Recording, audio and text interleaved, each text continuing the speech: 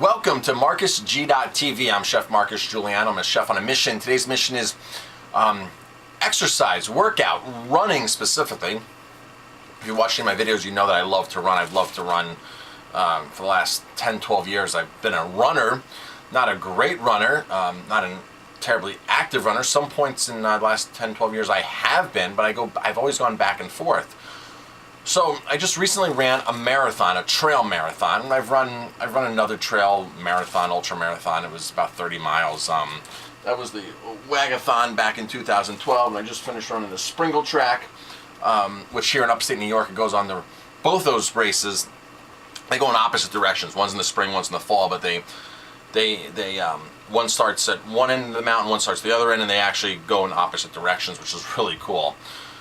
So, people say to me, Marcus, how did you train for this marathon? Because I remember you last year, and you weren't really running that much last year. And of course, I wasn't, because I was out on injury, 2 injuries, and lack of motivation, and too much beer, and too many of the wrong foods really kept me out for the last year and a half running. So, this marathon that I just ran, this trail marathon, which took me 6 hours and 30 minutes. Of course, a trail marathon is much different than a road marathon. Trail marathon, especially here in the Shawangunk Mountains, requires some rock climbing.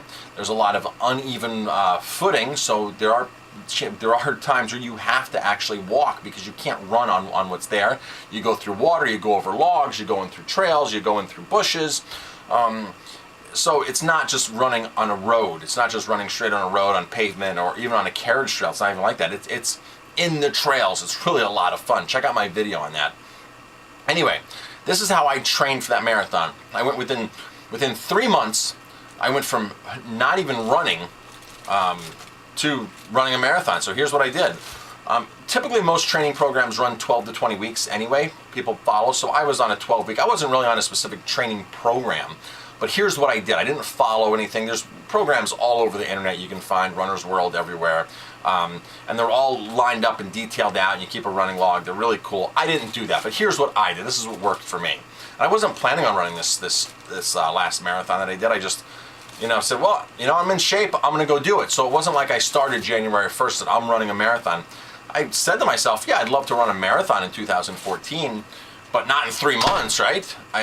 Because if I would have said, man, in 3 months I might have overloaded myself. I really wasn't sure, but I love running, so I went out and ran. But here's what I did. I've always been an advocate to running 30 miles a week. 5 days, 6 miles a day. That right there was key for me 2 years ago when I really became really into running, when I did that Wagathon. And that really helped me. 30 miles a week really helped me. But that quickly went to 40 and 50 miles. So I said, let me get back to that mindset. 5 days a week, 6 miles, that's what I started. And I built my way up from there. Okay, now when you train for a marathon, it's nice to do a long day.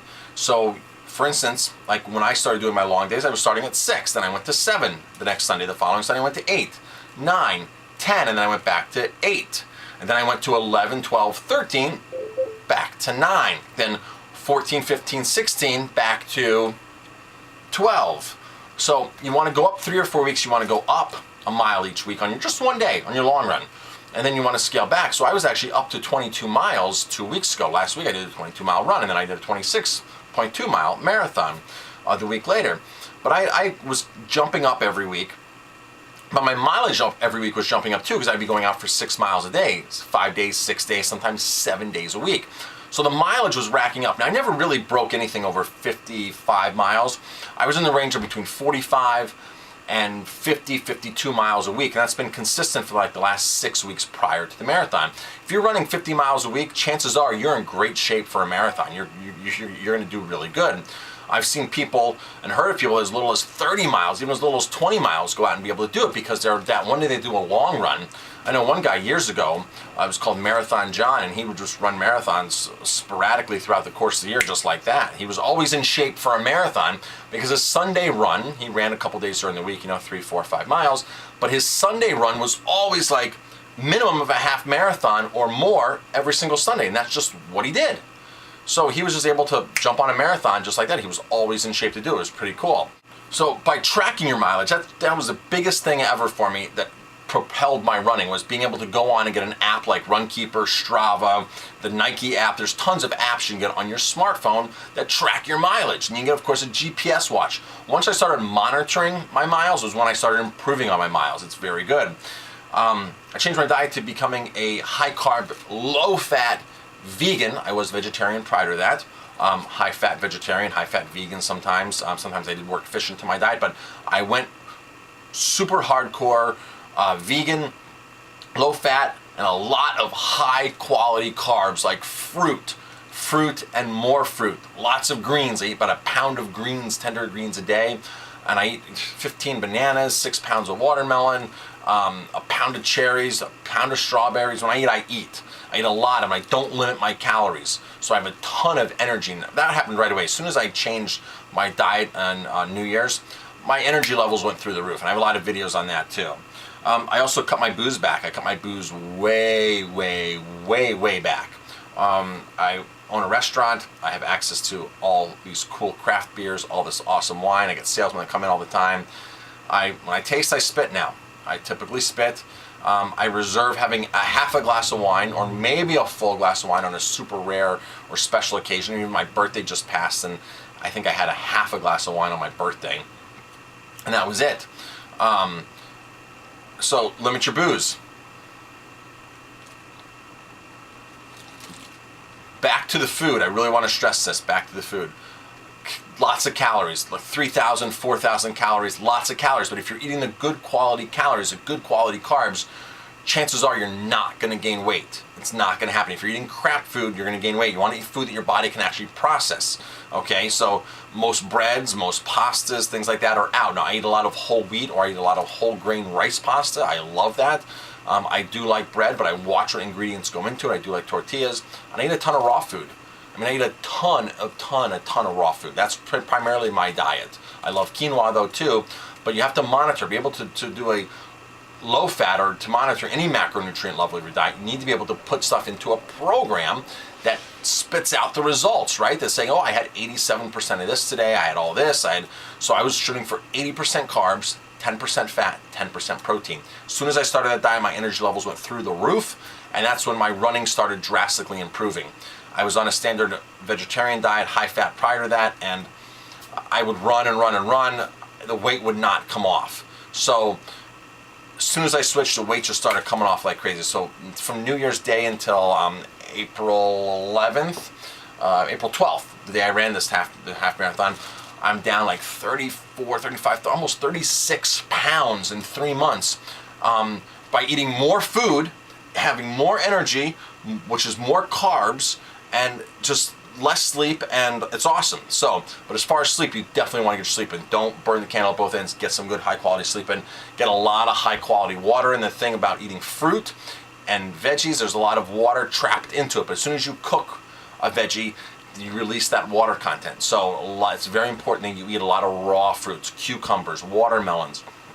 All these have apples, they all have berries, they all have high water content, which that's the best water to get. And then you can supplement water. If you're eating dried fruits, you have to drink more water because dried fruits are dehydrated. They're lacking the water that you would normally eat with that. So you have to compensate for that and eat more, drink more water. And the last thing was really mindset, you know. Mindset's a big one. You know, if you can do 1 mile, why can't you do 2? If you can do 2, why can't you do 4? If you can do 4, why can't you do 8? If you can do 8, why can't you do 16? Why can't you run a marathon? Well, because you don't have the right mindset and you haven't had the proper training, the proper tools, the proper techniques. I always teach my kids, if you can't do something, it's because you don't have the technique. Once somebody teaches you the technique and you condition yourself, you can do it, whether it's a crossword puzzle or whether it's a run or something physical or something mental. Technique, practice, and mindset, and you can do it. That's the reality of it. So, in all this, I wasn't planning on running a marathon when I started this, but because I did things the right way, which worked for me, I was able to have all this energy and be able to say, gee, I just want to keep going and going. The real thing that set this apart for me was 2 weeks ago, I went out for a run with friends, and we were doing a Sunday run. We were only going to do 12 miles, but we were only going to do 10 miles actually, but we had been up to 14, 15 already. 16 and 17 I was up to. But I was going out with friends, so they were going to do 10. I was going to do 12 to 14. And when they left me at 10, I felt good, so I started doing 12. I went to 14. I went to 16. I said, I feel really good. I did 18. It was just, I was in a place where the running was just second nature. And I ran 22 miles, almost 23 miles that day. And I would have kept going. I would have done more than that, but I had to get to work, had to do other things. So for me, it was just coming natural. I'm like, wow, if I have this much energy and I can do 22 miles fine, just like this, why can't I do 26? Why can't I do a marathon now? Why can't I do 30, right? I've done 30 before. I can do 30 again. Of course, that was a couple years ago. So the mindset, and I'm having fun doing it. That's the main thing. I'm having fun doing it. So those are my tips on how I just ran a marathon. It wasn't just any marathon. It was a trail marathon. Lots of rocks, snow, water, lots of leaves, a lot of climbing rocks, which was really, really cool. I actually enjoy that more than running on the road. So that's my tips for what I did for my marathon. What are some tips that you guys have done to run, whether it's a 5K, 10K, or a marathon, or any kind of run? I'd be interested to know what some of your tips are. What techniques have worked best for you? I'm Chef Marcus Giuliano. Thank you for watching. If you like this video, please hit like, subscribe to my channel, and pass it on. I can't stop